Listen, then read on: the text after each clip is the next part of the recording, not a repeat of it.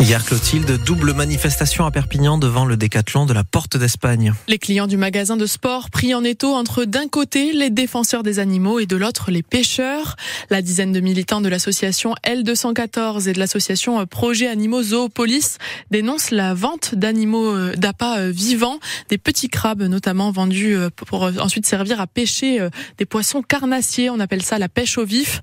Mais en face, les pêcheurs s'étaient organisés pour la riposte, une contre-manifestation de l'autre côté du parking, avec l'appui des chasseurs pour défendre leurs pratiques. Et pour se faire entendre auprès des clients de Décathlon hier, les deux groupes ont distribué des tracts, Margot Munoz.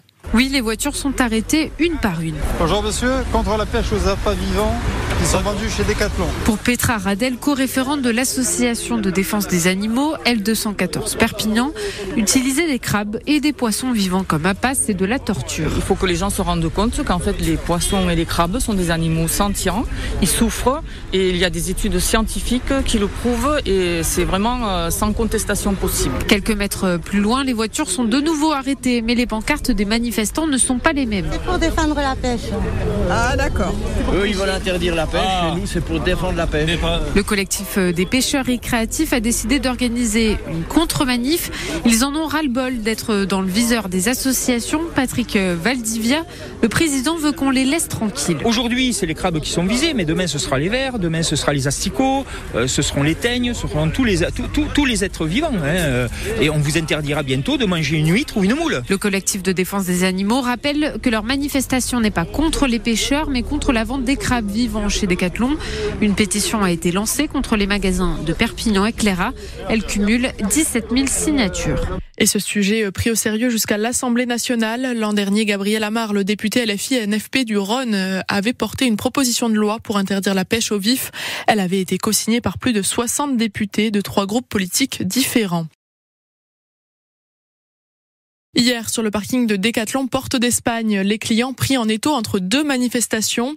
D'abord, des militants de la cause animale et quelques mètres plus loin, un rassemblement de pêcheurs, notamment du syndicat des moniteurs guides de pêche. Les premiers dénoncent la vente de crabes et de poissons vivants à Décathlon qui servent d'appât lors de la pêche au vif. Pour Michel Robillard, qui fait partie de Animal Save Movement, une association pour la protection des animaux, c'est clairement de la torture. Le poisson dans l'eau se débat pour échapper à l'hameçon et pour échapper aussi aux prédateurs. Il met des heures à mourir et voilà, on appelle ça la pêche de loisir. Je trouve pas que ce soit un loisir de faire souffrir des animaux de cette façon-là, de toutes les façons, en règle générale, mais cette façon-là est assez horrible.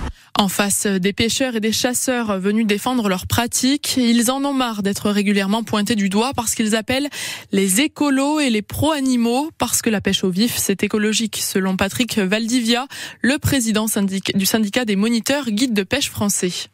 Ça permet de sélectionner certains poissons, comme la dorade. La dorade se nourrit de crabes. Donc automatiquement, pêcher avec le crabe va permettre de sélectionner le poisson. Des fois, on peut dénoncer justement la pêche des chalutiers qui, eux, vont tout attraper. La pêche, on va dire, récréative avec du crabe, elle va cibler une espèce. Ça permet d'éviter d'attraper les autres. Une pétition a été lancée contre la vente de ces crabes comme appât dans les magasins de Perpignan et Cléra. Elle cumule déjà plus de 17 000 signatures.